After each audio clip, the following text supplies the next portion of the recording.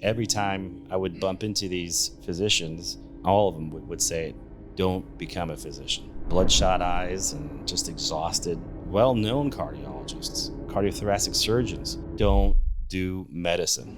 You graduate. What was that like? I found a guy in Whittier and started working for him. Coming out of dental school, you're seeing 2 to 3 patients a day at most. I was seeing 29 to 35 patients a day. I prepared you for the next step in your career. Being a solo practitioner, you are a small business owner. You have to understand your P&Ls. You have to understand where your money is being spent and whether it's being spent appropriately.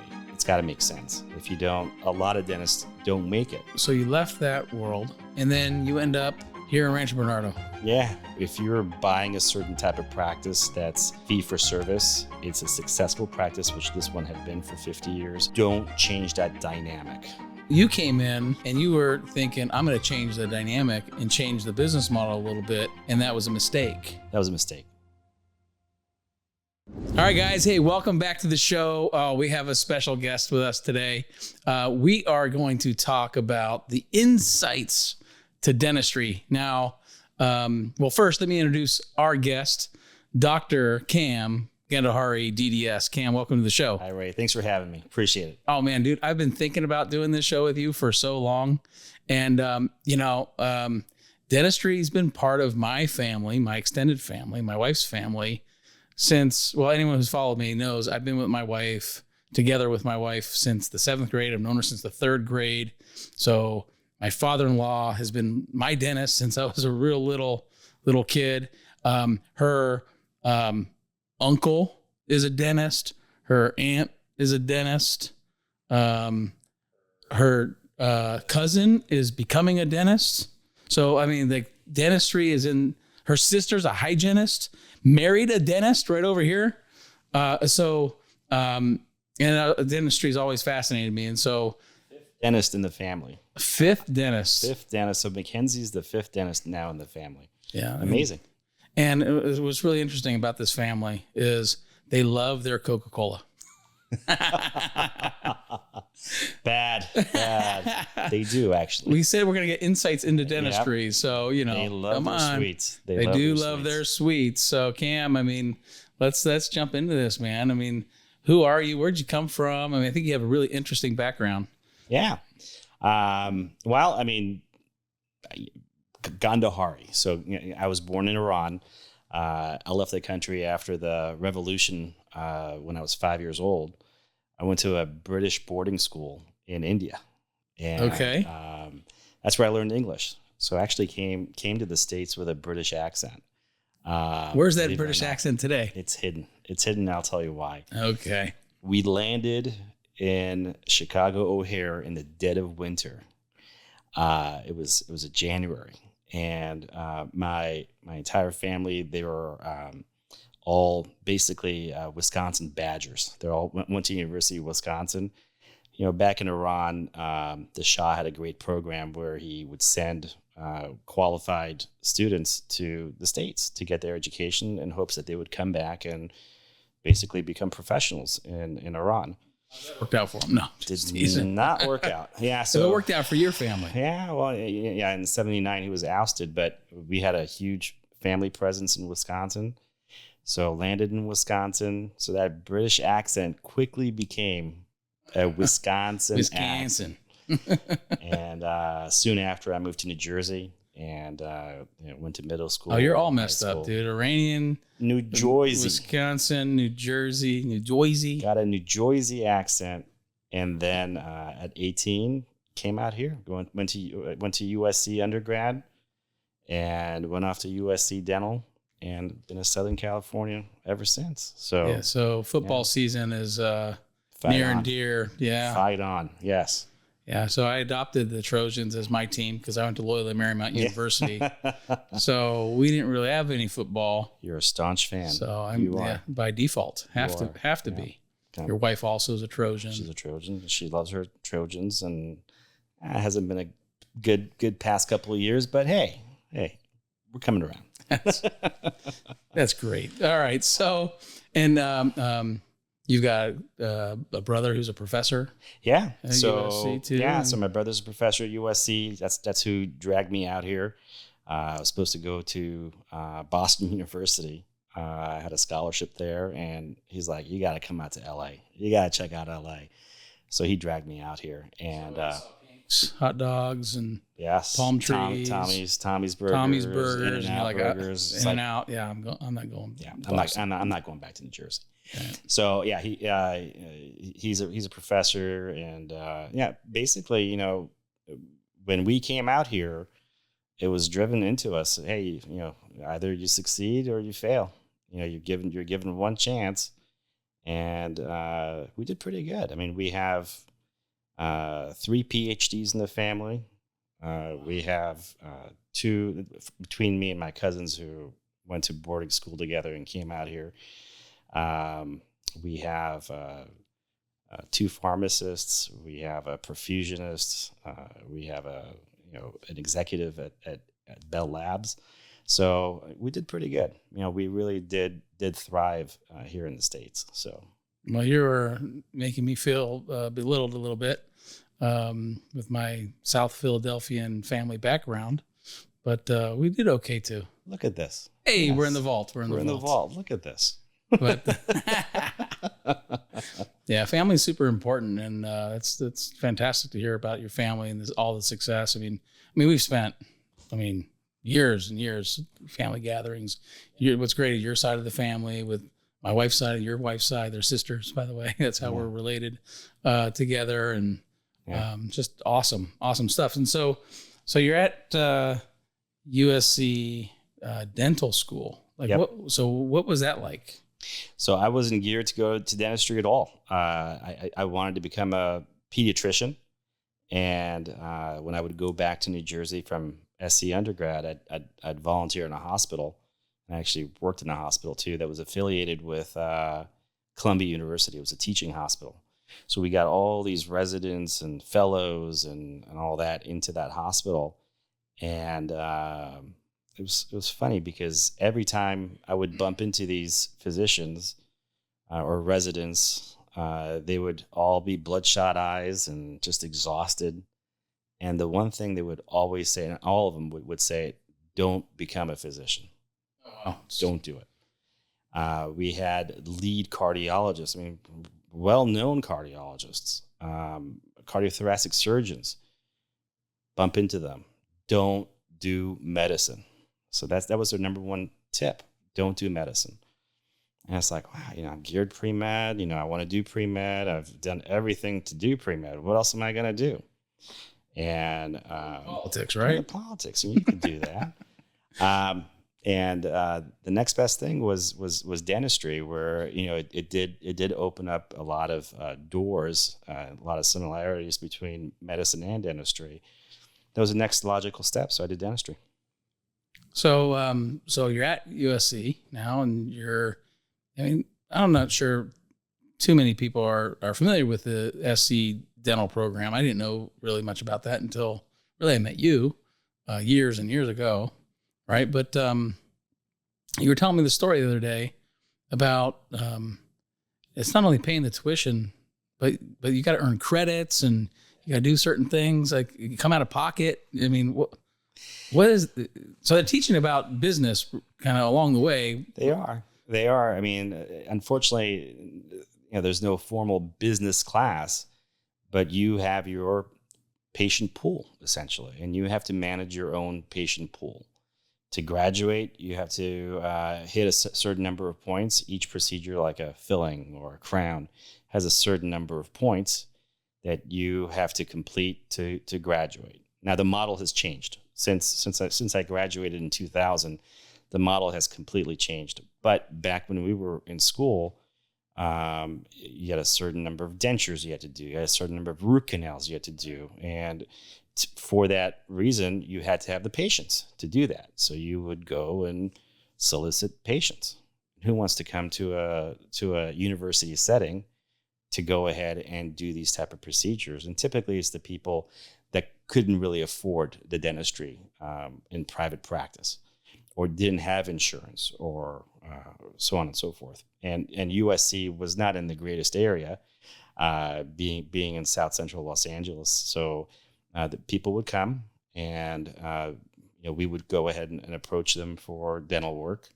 And one of the big things was they still had to pay. It was greatly reduced, but they had to pay. But some still did not have the means to pay, so we paid. So on top of our tuition, the student had to pay. We would pay for those procedures, so we would get the credits. And if you can imagine, say a filling is 3 points, and you need almost 2,000 points to graduate. That's a lot of money out of your pocket. That's a lot of coin. That's a lot of coin. Wow. So when you actually had the patients that could afford it, boy, you were in hog heaven. You loved it. So I'll tell you a story later on about a patient that actually had the money and it just didn't turn out. But I'll get into that. Okay. Yeah. I look forward to that one. So you graduate. You get all your points, dude. Right? You came out of pocket, whatever you had to do, right? And you get your first gig. Like, what was that like? Like, where'd you work? Like, what was your job? Was that a nightmare? A nightmare? It was a nightmare. So my buddy, my undergrad roommate, he set me up with his dentist in Brea. And I went to see him a couple times, and he's like, yeah, I'm looking to expand. I need an associate. I'm like, okay. So when I graduate in 6 months, I'll come work for you. He's like, great. Had an intro letter, had an offer letter. And with that offer letter, I went and got a car. Okay. You have an offer letter. This is my. Well, you're a dentist. You got to be driving like a BMW or something, right? No. This was a dinky Acura. Okay. Not that nothing's wrong with the Acuras, but this was a dinky Acura. It was a first car. And so sure enough, passed the boards. By the way, so you graduate in May, and you take the boards. The boards do not give you your results until August. So for a period of about 3 or 4 months, you're in limbo. You have no money because there's no more student aid coming in. So you're still living off of parents. You're still depending on that money to come in, and you can't be an assistant because you don't have the credentials for it. You don't have an X-ray license. You can't do anything in there. You can't do hygiene. You can't do anything. You go flip burgers in and out. It wasn't $20 an hour now. Like it is and now. all the free healthcare you get. Oh, it's not like that now, like it is now. But anyway, so got the offer letter from this guy, and went and got an apartment in Brea, and so I have this car, have an apartment, sign a 9-month lease, show up at his door, and he tells me, or his wife pulls me aside and says, "Look, there's no job for you. I don't know what he was thinking offering you this job. We can't offer you a job. We just don't have the resources to do that." And I'm like, oh my God, it's August. Everyone has filled up their positions. Anything that was available is already gone because all these dentists have graduated and now they've filled up all these positions. And I have a car payment. I have a 9-month lease in Brea. In Brea, what am I going to do? And look up the classifieds. Classifieds, who's looking for a dentist? And I found a guy in Whittier that was looking for a dentist, and he ran a mill. He really ran a huge HMO office, and so I went and started working for him. And I'll tell you, it was probably one of the greatest experiences. I'm so glad that actually happened because I learned so much. Coming out of dental school, you're seeing 2 to 3 patients a day at most.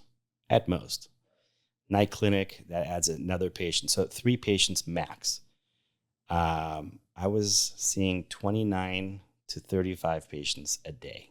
Holy cow! Coming out of USC in this office, and that's insane, by the way. It's insane. I had 3 assistants. I was running between 3 operatories, going back and forth, hardly any time for lunch. And but you learn a lot. So you learn a lot about patient management. You learn a lot about your skills. You definitely speed up and hone up on your skills. And it was a good experience, I think. And how long were you there? I was there for 2 years. And then 2 years of seeing 29 patients or whatever. To 35. To 35 patients a day. 5 days a week. Yeah. Yeah. Imagine that. My God. And so a friend of mine. You called it a mill. It's a mill. That's a mill. Probably a definition of a mill. It's a mill. I was doing cleanings. Imagine how good of a cleaning you can get when you're bouncing from room to room and having your assistant do the polishing, jumping to a root canal, jumping into a filling, jumping into a crown, and going just room to room to room, going back and forth. Oh my gosh. So, but that was the HMO model. The HMO model is to see as many patients as you can. And right, because the dentists they're getting paid like a monthly, daily. They're getting paid a daily fee, flat rate. It wasn't. Nowadays there's different ways of compensation. Back then it was mainly a daily compensation essentially. Yeah. So and then they have to take everybody. Yeah. At that point, you're taking everyone. They have to take everybody. Yeah. So wow. It was tough. And so I became proficient in that model. I ran that model pretty good. And then a friend of mine who happened to be in a similar situation in Hillcrest went ahead and said, hey, there's an opportunity here in San Diego. Why don't you come on down in April? It was from San Diego. So I'm like, okay, well, I think that's a good opportunity to come to. They offered me a lot more money to come down because by that time I was proficient. Right. I was more proficient. Two teeth already. You got your teeth. Yeah. You like that? Yeah. And so you're basically got the experience. You're ready to roll. You're ready to go at that point. And that eventually became a management type situation where I ran 2 of their practices, one in Hillcrest, one in La Mesa. I eventually became solely in La Mesa, and highly productive office, very, very productive office, but still a mill. I mean, still at that point, I wasn't seeing 35 patients. I was seeing maybe 20 patients instead. Still a lot. It's a lot. I mean, you come home exhausted. You're mentally fatigued, and physically fatigued too. And so did that model until about 2009, and was really good at it. I thought we ran that office pretty good. The owners of that practice, one was a dentist and the other was an MBA dentist. The dental side of it, the dentist side of it, wanted to do all the right things. He wanted to run a reputable practice. Because when you hear of HMOs, you hear of so many bad things that happen in HMOs, how they really cut corners and things like that. 29 to 35 patients a day. It's hard. I got to imagine there's hard. Some of those practices out there are cutting corners. It's more than that, and I'm sure we'll get into that later on as to how corners can be cut. But it was good to have a clinical guy as an owner, because the MBA side of it, he was all numbers. He tried to squeeze as much out of business as possible. He was all about increase the margins. He was all about P&Ls, bottom line. What is it? That's bottom line, and and that was also a great experience because you get to see both sides. You get to see the business side, and you get to see the clinical side. So that's what happened there. And prepared you for the next step in your career. It did, because ultimately, being a solo practitioner, you are a small business owner. You have to understand your P&Ls. You have to understand where your money is being spent and whether it's being spent appropriately. It's got to make sense. If you don't, a lot of dentists don't make it, or their practices don't make it, and they can go into foreclosure if they're not running it properly.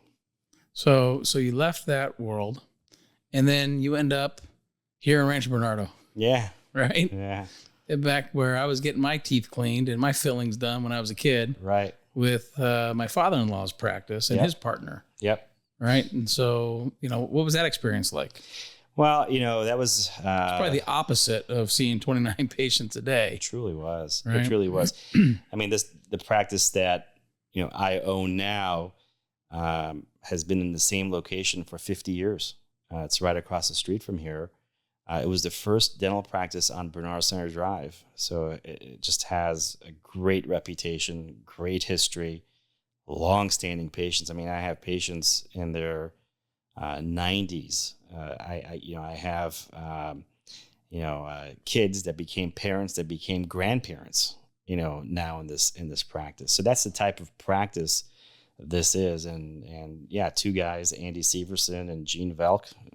Gene being our father-in-law, and so they had an interesting practice dynamic where they started out as partners, and things happened, and it became two separate practices under one roof, which makes it unique in the sense that they share a lobby, they share a lab, and at that time they shared an X-ray room as well.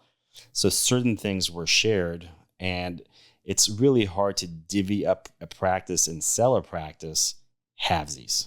You can't, it's really hard to sell a half a lobby, a half a waiting room, a half a front desk, and computer system.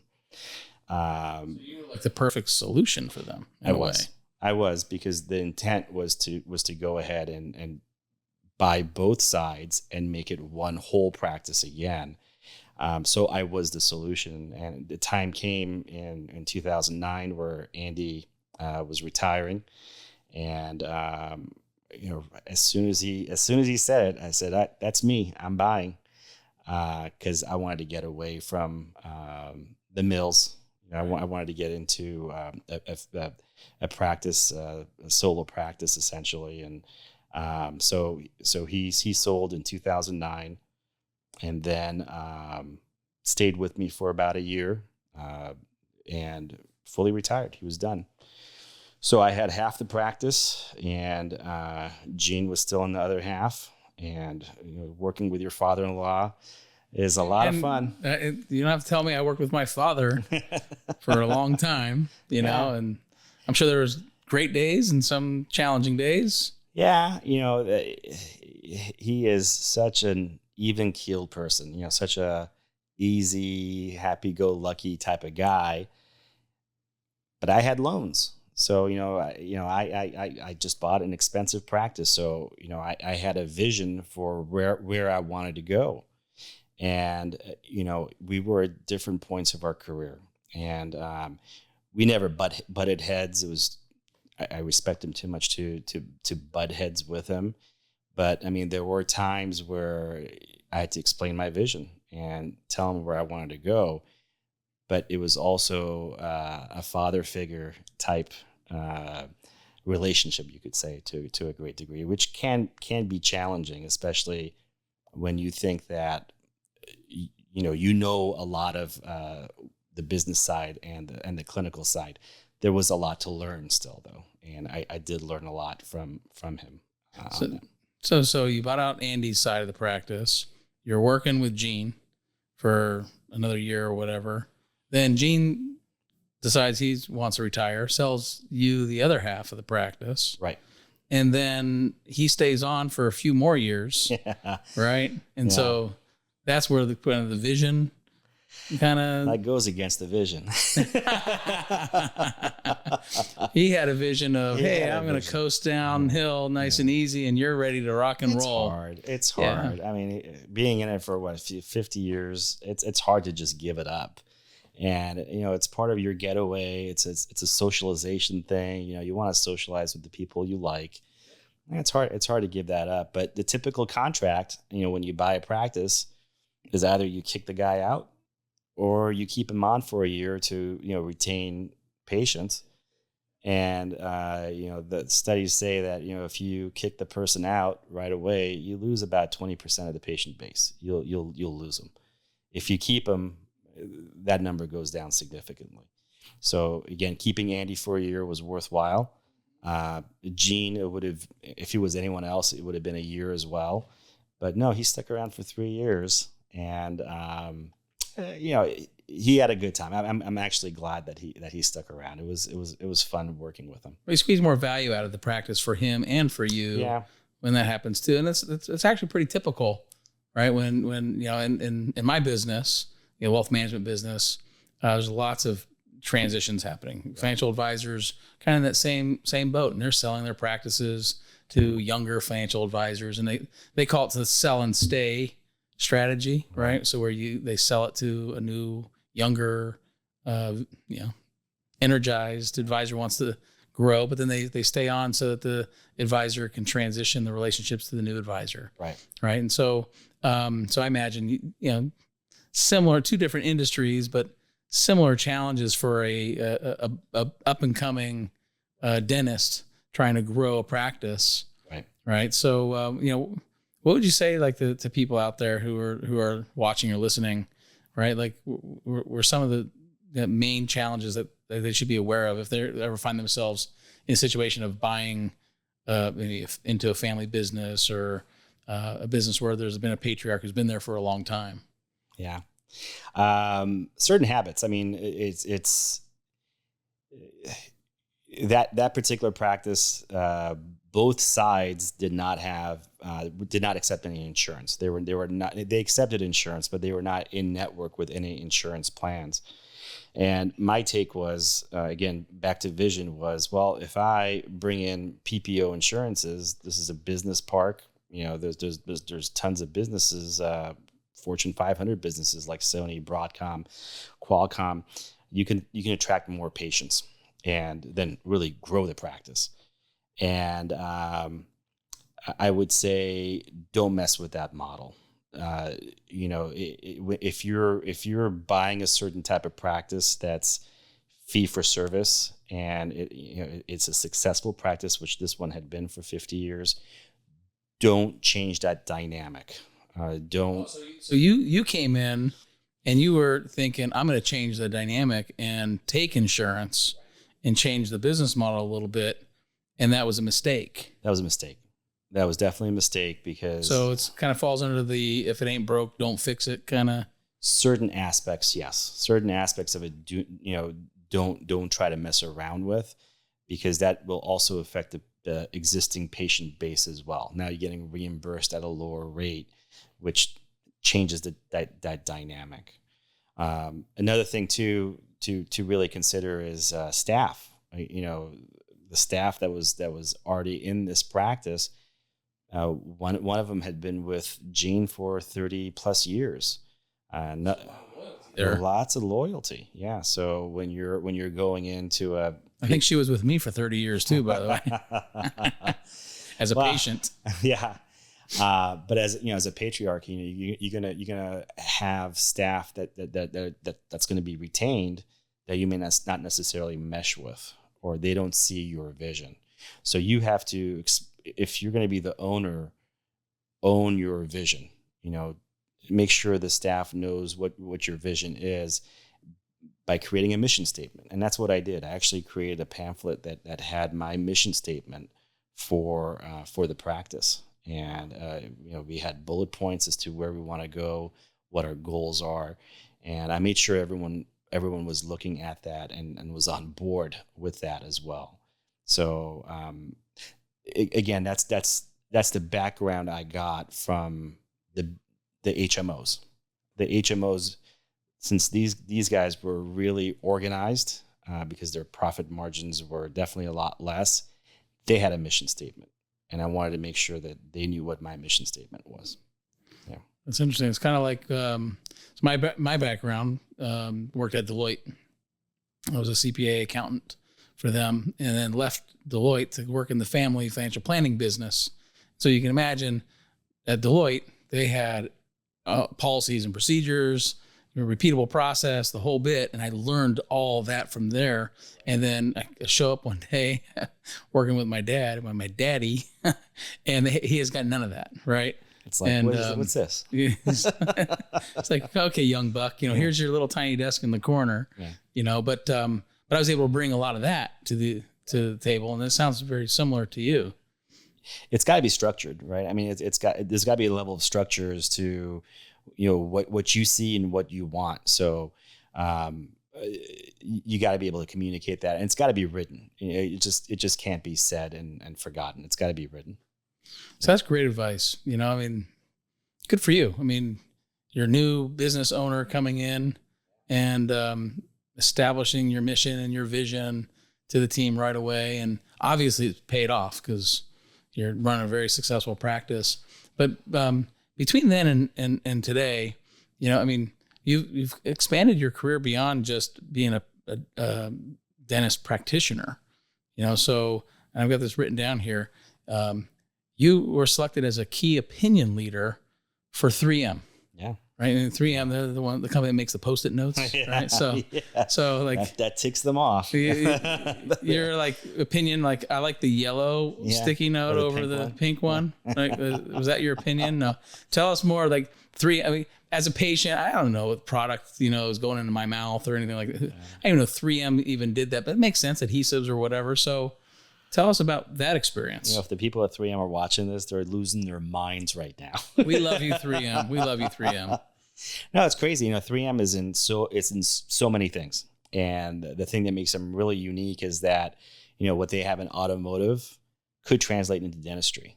What they have in aerospace could be in automotive. So the unique thing about their culture is their heads stay for their heads of each department, like say dental, stays in that setting for say 10 years. Then they have to move on to the next one. So they can bring their ideas to the next division. So it was a very amazing thing to see. With 3M in dentistry, they're one of the biggest dental manufacturers. So they lead in adhesives, so all your resin fillings, all the cements that hold your crowns in place, for example, all these things.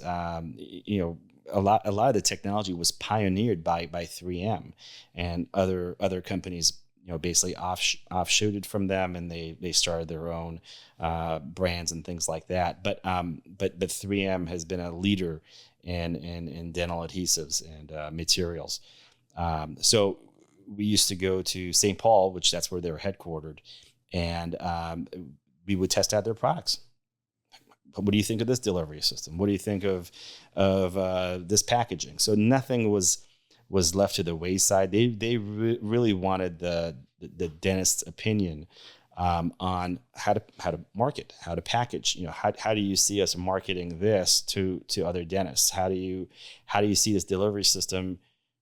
How would you see your assistant using this? So pretty amazing as far as their commitment to getting dentist input. And so it became a 6-year commitment where we would fly out to St. Paul again and test out their products. And then they recycle us. So then they want new ideas. So they want new people in. So they get a new set of people. They always brought you out to Minnesota in January, right? I mean, the coldest. Just to see how tough you were, how committed you were to 3M. Oddly enough, they spread amongst seasons. Oh, so that was good. We got that to was kind of them. It was my first time on a private jet. They would fly us to Park Rapids, northern Minnesota, in their private resort for 2 days, and we would go fly fishing. We would do all these activities. So it was a great experience. The dentist wanted to go. It was not like I have to go. It was a want. You wanted to go. So yeah, our last year was the dead of winter. That was my last season there. Kicking you out then. Yeah, they're like, yeah, you're out. 6 years is up, buddy. We're going to bring you out and do some ice fishing. We did. No way. And it was amazing.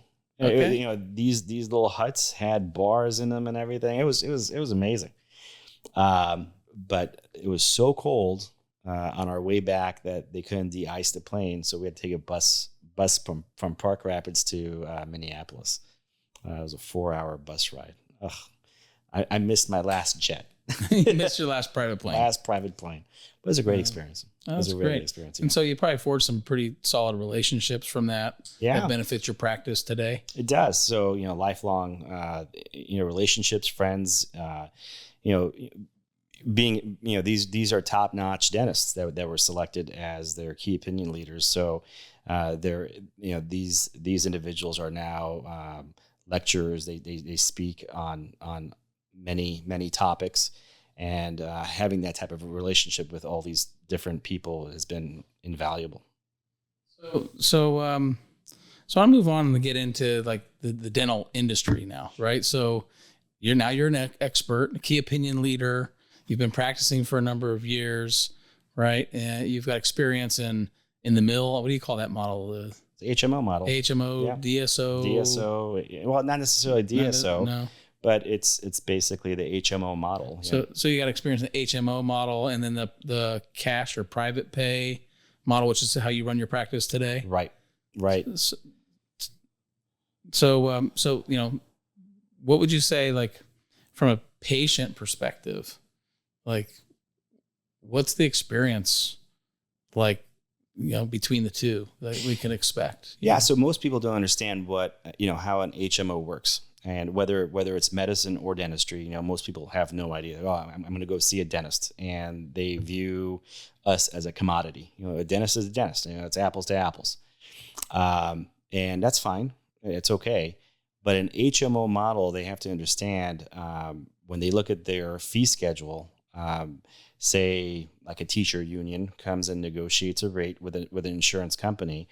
And they say, hey, we want you to go ahead and accept these rates. These are your reimbursements, and we'll give you $15 a patient, and you're responsible for 1,000 patients, and we'll give you $15,000 a month to service these patients. But to do that, your cleanings are free, your fillings are free, your crowns are free. Everything you do is pretty much zero. So basically, all the costs are on you. You get your $15,000 up front, right? And then you got to service everybody else, right? Out of your pocket, right? So if you wound up doing all that dental work, it'd be a loss. There's no way you could go ahead and function on $15,000 a month on staffing, equipment, technology, and you just couldn't do that. So you essentially run it like 29 to 35 patients a day, doing their cleanings, and essentially you're watching a lot of stuff. You're saying, yeah, this tooth is about to break, but we'll watch it. I think you got more time. Oh, okay. So postpone that till next time. So we'll postpone it. We'll postpone it. And the next thing that unfortunately happens is they can't afford 3M stuff. Can they afford the resin cement that costs $200 a tube, generic brand or whatever. So generic brands and things like that. And unfortunately, this is where the gray market has taken off. And what a gray market is dental materials that are, for example, sold by eBay, that are sold by potentially Amazon, or even other vendors that are basically from China or anywhere else in the world.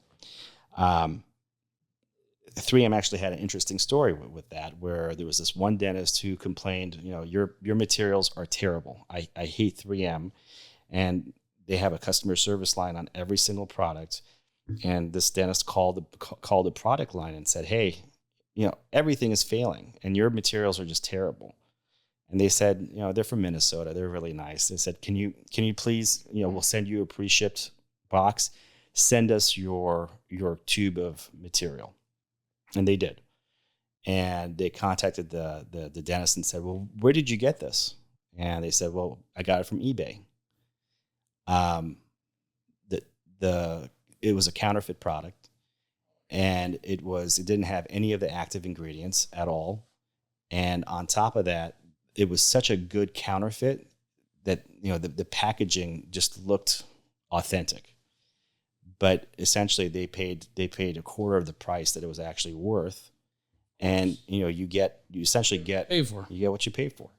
So that's where the gray market has taken off. And it's not necessarily it's missing an active ingredient. It could be sitting on a tarmac, 150 degrees, where the storage should be between 40 to 70 degrees.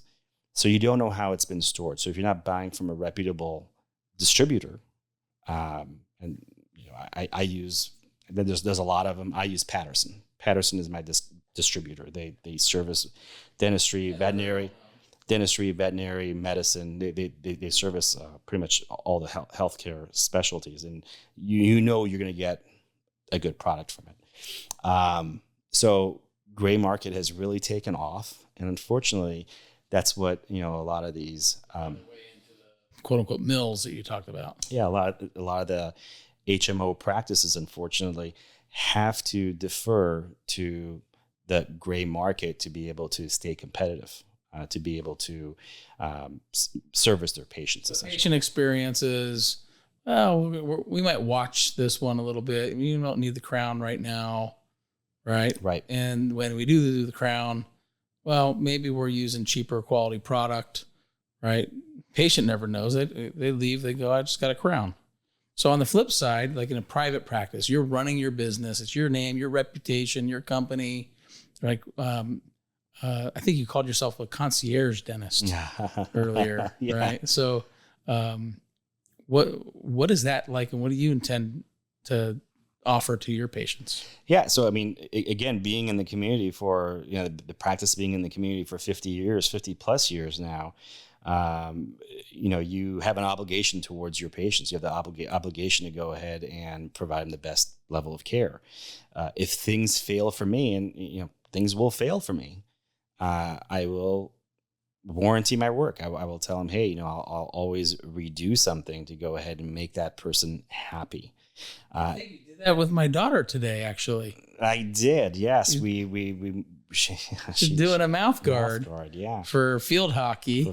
She didn't like the first one or something, and so she came back, and so we took a digital scan on her and we sent it to the lab, and now we're making a lab processed mouth guard. Yeah, you practice what you preach, man. Yeah, you have to do that. How much did that cost me? No, she's my niece. She's my goddaughter. I can't charge her anything.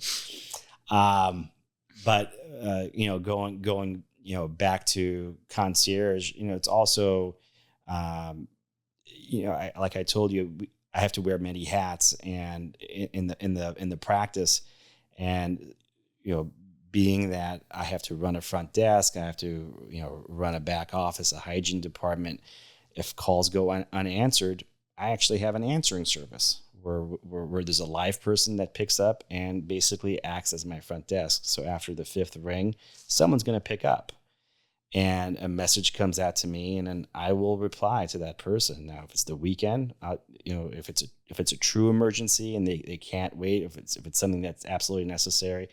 Never forget, July 4th weekend, I had a 16-year-old kid who had football practice. And he told me he wore a mouth guard, didn't wear his mouth guard. I know he didn't wear his mouth guard. He got elbowed, and his tooth went all the way back to his palate. He snapped a tooth all the way to the back of his palate. And came in. We came in and we looked at it. We fixed it up and got him taken care of.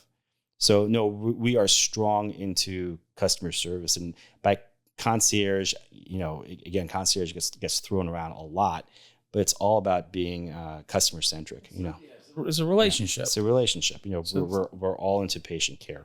So that's our number one goal. That's great, because it's a totally different experience than what someone might get from the cheaper HMO. Right. And again, it is what you pay for. Again, you will wind up paying more from a fee for service practice, but the quality of care, all the things that go in the background are in favor of the patient. That's very interesting. Now, you teased this earlier in the show about this story that I wanted you to tell. And I believe it was back in the day when you were in school, but What's the craziest request you ever got from a potential patient? Yeah. So remember I told you about points and cash, cash patients at USC, and if they didn't have the money, then you had to pay for it. Well, this guy came in and he had a wad of hundreds, and he wanted a new denture. And I'm like, this is awesome. I need my denture requirements.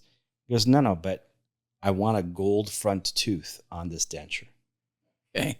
I'm like, all right, I think I can do that. I can do that. I can make a gold, and that's more points because now it's a gold front tooth. Now it's restorative. Oh, okay. And he goes, oh, well, I want a martini glass cut into the gold, and I have this emerald that I want you to put on top of it as an olive. Get out. And I'm like, oh my God. I think I could still do it. I mean, he had money. Yeah, it's like points. These are all my points. These are all my requirements. And my group practice director, never forget, Dr. Holt. He Beverly Hills dentist, old school Beverly dentist, and just grumpy. Sweet guy, but just grumpy.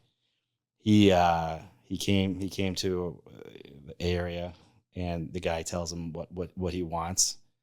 And I'm like, just chopping at the bit. Yes, we're doing this. He goes, this is USC.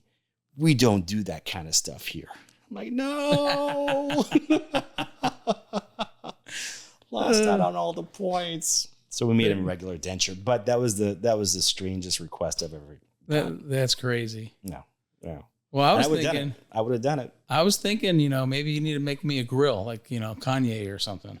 Kanye grills. I mean, there's this dentist. I'm telling you, he's making $600,000 a month making grills. They're that popular. Grills. They're that popular. I don't know. Maybe I'll ask everyone to send me an email if you think I should get a grill for the podcast. We'll call it the Vaulted Views Grill. I'll make it happen. You'll make it happen? I'll make it happen. All right. I'll do it. I'm not shy. I need the points. You need the points. You gonna charge me for that grill? Just cost. Okay. Just cost. Cost. Brother-in-law, we're cost. Hey, you can leverage my grill to do more grills. Oh, there you go. Okay. Can you imagine if grills just took off and financial advisors made grills like a standard? I hope that never happens. Me too.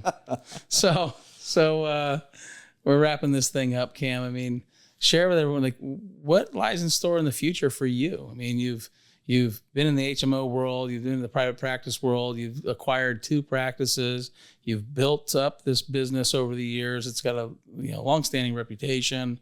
You've built out your own reputation. I mean, you have an excellent reputation. I see on Nextdoor and all that other stuff. It's always kind of cool, and they're pumping you up. I go, I know that guy. Yeah. But what else is out there for you, man? There's so much in dentistry you could do. There's so many ways you can give back to dentistry. But I have a lot of friends that are on the lecturing circuit where they actually go and lecture to other dentists, and whether it be clinical or whether it be administrative, things like that. I could see myself doing that. I could see myself going out there and consulting and speaking. The KOL thing was a lot of fun at 3M. There's other avenues to do KOL stuff for other manufacturers and everything. So there's a lot of opportunities out there. There are. Well, fascinating. Well, we can't wait to see what is in store for you in the future, Kam. Hey, thanks for having me. This was an awesome show, and thank you everyone for tuning in, and we'll see you next time on Vaulted Views.